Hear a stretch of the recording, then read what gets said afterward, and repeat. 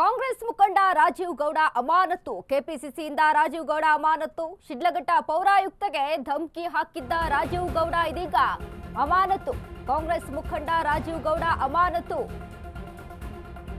ಕೆಪಿಸಿಸಿಯಿಂದ ರಾಜೀವ್ ಗೌಡ ಅಮಾನತು. ಶಿಡ್ಲಘಟ್ಟ ಪೌರಾಯುಕ್ತಗೆ ಧಮಕಿ ಹಾಕಿದ್ದ ರಾಜೀವ್ ಗೌಡ. ಪೌರಾಯುಕ್ತೆ ಅಮೃತಾಗೆ ಧಮಕಿ ಹಾಕಿದ್ದ ರಾಜೀವ್ ಗೌಡ ಇದೀಗ ಅಮಾನತು. ಕೆಪಿಸಿಸಿ ಶಿಸ್ತು ಪಾಲನಾ ಸಮಿತಿಯಿಂದ ಅಮಾನತು ಆದೇಶ ಹೊರಡಿಸಲಾಗಿದೆ. ಶೋಕಾಸ್ ನೋಟಿಸ್ಗೆ ಉತ್ತರಿಸದ ಹಿನ್ನೆಲೆಯಲ್ಲಿ ಅಮಾನತು ಮಾಡಿದ್ದಾರೆ.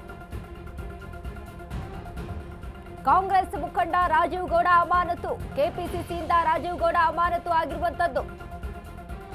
ಶಿಡ್ಲಘಟ್ಟ ಪೌರಾಯುಕ್ತೆಗೆ ಧಮಕಿ ಹಾಕಿದ್ದ ಈ ರಾಜೀವ್ ಗೌಡ.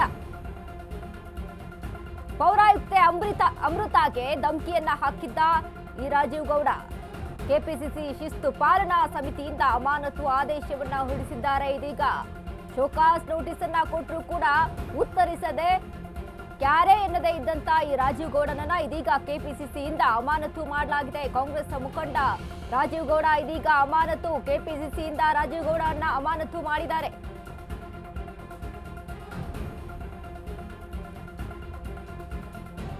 ಶಿಡ್ಲಘಟ್ಟ ಪೌರಾಯುಕ್ತೆ ಅಮೃತಾಗೆ ಆವಾಜ್ ಹಾಕಿದಂತ ಕಾರಣಕ್ಕೆ ಸಂಬಂಧಪಟ್ಟಂತೆ ಅಲ್ಲಿ ಅವಾಚ್ಯ ಶಬ್ದಗಳಿಂದ ಮಾತನಾಡಿದ್ದ ಅನ್ನುವಂತ ಸಂಬಂಧಪಟ್ಟಂತೆ ಇದೀಗ ಕಾಂಗ್ರೆಸ್ ಇಂದ ರಾಜೀವ್ ಗೌಡನನ್ನ ಅಮಾನತು ಮಾಡಲಾಗಿದೆ. ಇನ್ನು ಈ ವಿಚಾರಕ್ಕೆ ಸಂಬಂಧಪಟ್ಟಂತೆ ಏನು ಶಿಡ್ಲಘಟ್ಟದಲ್ಲಿ ಬ್ಯಾನರ್ ವಿಚಾರಕ್ಕೆ ಸಂಬಂಧಪಟ್ಟಂತೆ ಅಲ್ಲಿ ಗಲಾಟೆ ಆಗುತ್ತೆ.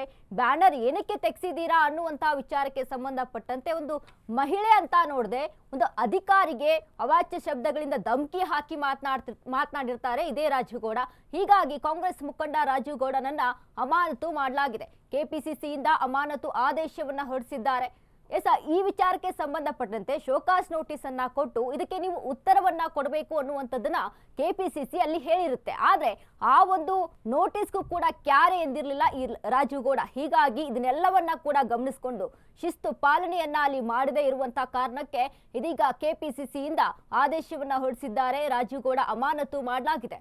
ಇನ್ನು ಮಹಿಳೆಗೆ ಅಲ್ಲಿ ಧಮಕಿ ಹಾಕಿರ್ತಾರೆ. ಇನ್ನು ಮಹಿಳೆ ಅಂತ ಅಲ್ಲದೆ ಅಲ್ಲಿ ಒಬ್ಬ ಅಧಿಕಾರಿ ಜೊತೆ ಯಾವ ರೀತಿಯಾಗಿ ಮಾತನಾಡಬೇಕು ಅನ್ನುವಂತ ಒಂದಿಟ್ಟು ಕಾಮನ್ ಸೆನ್ಸು ಇಲ್ಲದೆ ಅಲ್ಲಿ ಧಮಕಿಯನ್ನ ಹಾಕಿ ಆ ಒಂದು ಮಹಿಳೆಗೆ ಮಾತನಾಡಿರ್ತಾನೆ ಇದೇ ರಾಜೀವ್ ಗೌಡ.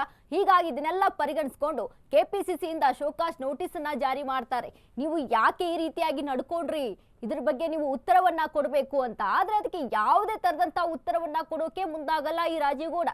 ಹೀಗಾಗಿ ಕೆಪಿಸಿಸಿಯಿಂದ ಆದೇಶವನ್ನ ಹೊರಡಿಸಿದ್ದಾರೆ. ರಾಜೀವ್ ಗೌಡನನ್ನ ಇದೀಗ ಅಮಾನತು ಮಾಡಲಾಗಿದೆ.